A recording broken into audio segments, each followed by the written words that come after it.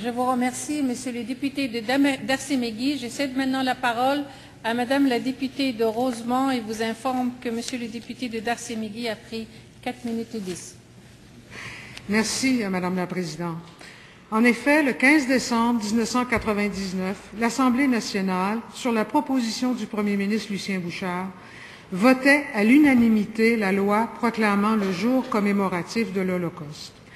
66 ans après la fin de la Seconde Guerre mondiale, nous accompagnons nos citoyens de la communauté juive dans l'hommage rendu aux 6 millions d'êtres humains exterminés par la folie meurtrière de l'idéologie nazie. Si l'antisémitisme s'est déchaîné en Europe, c'est faute d'avoir été condamné avec la fermeté nécessaire. Ici même, on toléra l'intolérable. Numerus clausus à l'université McGill, restrictions dans les hôtels et les lieux publics. Elie Wiesel, en effet, a écrit que les Juifs peuvent vivre en dehors d'Israël, mais ils ne pourraient pas vivre sans Israël. Ce peuple, dont le Québec est l'ami, aspire, comme les Palestiniens, à vivre dans la paix, la prospérité et la sécurité. Alors prenons garde de ne pas désespérer les partisans de la paix en n'ayant pas les mêmes exigences pour la démocratie israélienne que pour les autres démocraties. La Shoah n'est pas seulement l'histoire du peuple juif, c'est aussi celle de la civilisation européenne qui faillit disparaître sous les coups de boutoir d'Adolf Hitler. C'est pourquoi la nier revient à commettre un crime contre la vérité et à saper les fondements humanistes et démocratiques du Québec. Ce refus de l'oubli, ce devoir impérieux de combattre le poison de l'oubli et de la négation, Yom HaShoah le réaffirme.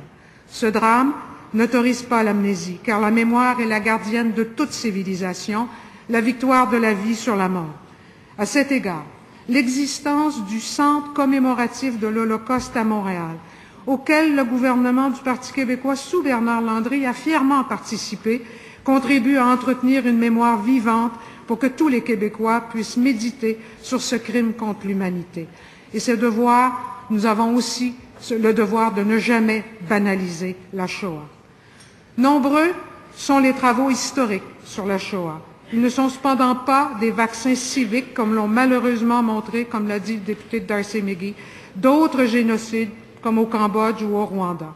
L'effondrement de l'Europe, comme l'ont malheureusement démontré la France et l'Allemagne en particulier, nous rappelle qu'une démocratie est fragile et qu'aucune nation n'est à l'abri de dérives fatales. Installés dans un confort trop souvent ramené à la seule satisfaction de besoins matériels, ne laissons pas l'individualisme, source d'antagonisme et de division, menacer notre vouloir vivre ensemble. Et justement, au-delà de nos différences, j'aimerais rappeler que notre Québec est une maison commune. Cette maison commune, la communauté juive, contribue à sa construction et à son développement de génération en génération. Et être juif québécois, c'est d'abord une affaire de cœur, un engagement fondé sur une histoire vieille de 250 ans. Merci.